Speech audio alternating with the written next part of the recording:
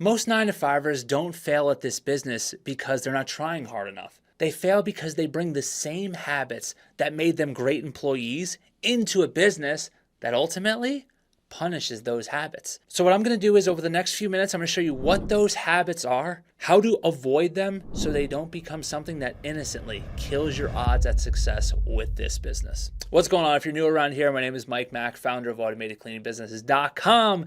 And the reason why you should take what I say very seriously is because I have built and scaled 2 wildly profitable cleaning companies in 2 separate states. So I know a thing or two about succeeding with these things, but also making every mistake known to man and costing myself a lot of time in the process for it. So I'm here to help you avoid that in this video. That's what we're talking about today. All right, we're starting with mistake number 1. Now this one is a very subtle one.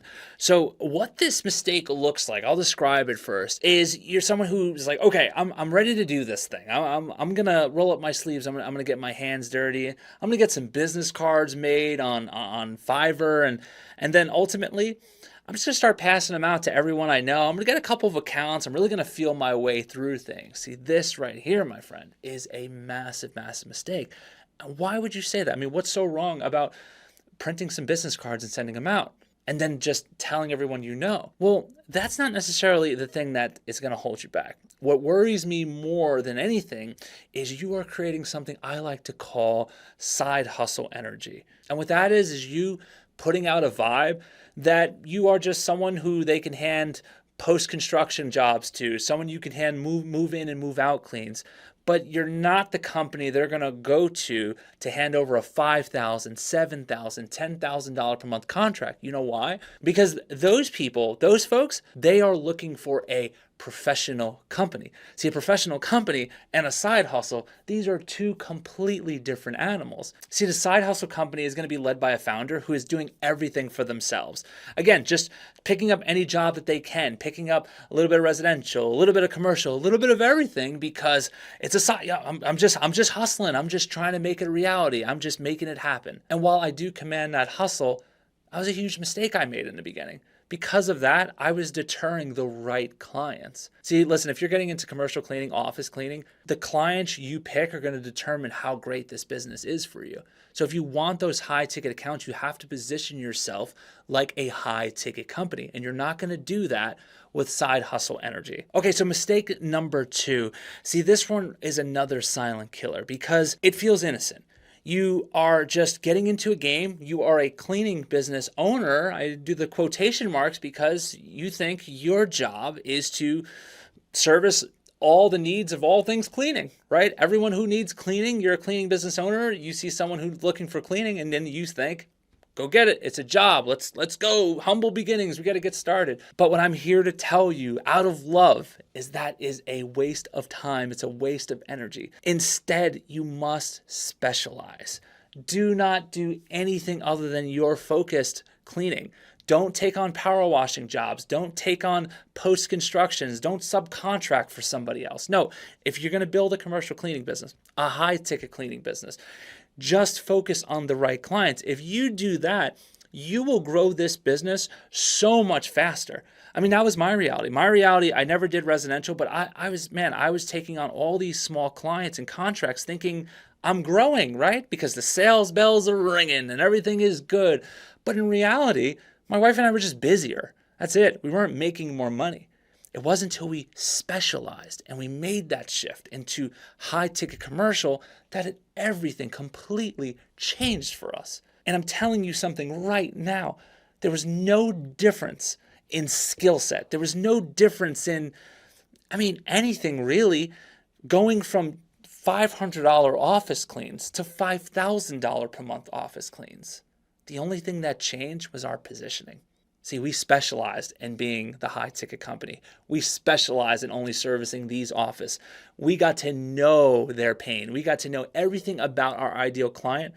Guess what? When you can speak their language, they're going to say yes to you at an unbelievably high rate, especially compared to the competition out there. So I want you to avoid that mistake. And quickly, before we get into mistake number 3, if you are fired up to not make these mistakes, I want you to commit to me right now that you're not going to. Hit that like button on this video and also share with me if you're making any of these mistakes below and I will respond. All right, mistake number 3.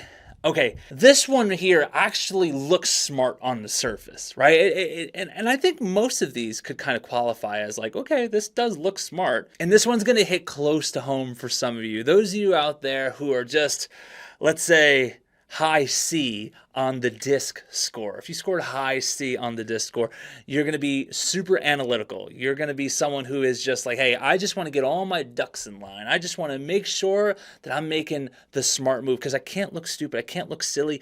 I can't move backwards in any way. So what I'm going to do is I'm going to make sure I have everything figured out first. Does that sound familiar at all? Well, if you're like me, I scored incredibly high on I and C for my DISC score. If you're familiar with it, it's a test that kind of analyzes just your thinking. And if you're unfamiliar with it, it kind of helps you understand some of the things that are governing your decision-making processes and kind of affects your outcomes in life. So I'm familiar with this. I'm very familiar with the idea of being a bit analytical. But let me tell you something right now. You don't have it figured out. I mean, if you had to have everything figured out before taking the step, I mean, how would you ever get out of bed?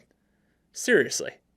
How would you get out of bed in the morning if you don't have the day completely figured out? Well, that was my thing in the beginning. And I always feel like I should have started my cleaning business even earlier. And how this mistake ultimately sets you back is you put it off so long that it stays forever in the dream phase, all while other people who are less qualified to do this, less qualified to run a business, are out there starting these businesses and they're finding success because they're just mathematically more likely to find success because they actually started. And that's a reality pill that I had to swallow. And I'm now serving it up to you. So go. In all seriousness, it's never going to be the right time. You're never going to have it all figured out. The key is to take educated guesses and act on those guesses. Because let's be real, a little bit of failure ain't going to kill you. But that regret of not making this happen, I mean, these are the things we regret at the end of our lives. All right, lastly, mistake number 4, lock in for this one. This is something that I see everyone makes this one, right? This mistake is a crippler because what it does is it starts innocent. It starts with like, hey, let me just get a little bit of equipment before I get started because you just never know, right? Or you're like, you know what? Since I am driving around town, I'm about to start this cleaning business. Let me put some signs on my car, maybe a big magnet. Look, essentially, I'm talking about investing heavy in things that don't matter. I'm talking about marketing materials that you don't need and not going to use. I'm talking about, hey, should I look into office space? I'm talking about, hey, should I spend $7,000 on a carpet machine? Should I look into window equipment? That's another $2,000, $3,000. Do I need this stuff? No, you don't. You don't need an office. You don't need any equipment. You don't need a truck. Why? Because we hire part-time people who have their own transportation. You know why you don't get the carpet machine? Because you don't have any carpets to clean. You know why you don't even buy a vacuum yet? Because you don't have a client yet. Folks, until we have clients, there is no reason at all to be investing in equipment. So you may be thinking, what do I invest in? You invest in anything that's going to help you get clients, anything who's going to close the gap between where you are in the dream phase to I am now getting paid. I am now operating a business. That's when you invest. You take the money you get from your clients and you parlay that into some equipment because you've already been paid by a client. One of the largest tasks that you have as a CEO is to master your war chest, your investment money. I call it a war chest. Actually, I should have put war. You know what I'm saying. Essentially what I'm saying is you have to focus all of your energy on landing clients because look, I don't care how great your logo is, your website, all that stuff. Don't listen to the hype out there. Don't spend $2,000 on a website. Don't wrap your car for another couple grand to have the nicest pickup truck in the area. Instead, just get your clients first. Focus all your money on getting the clients. You do that, your probability of success just went through the moon. So if you're serious about making this business a reality on the side while avoiding all these mistakes in the process and not letting it drag out another 6 to 8 months, and you like my team's help to help you get there, that's what we do on the regular basis. Click the first link under this description. Book a call. Talk with my team.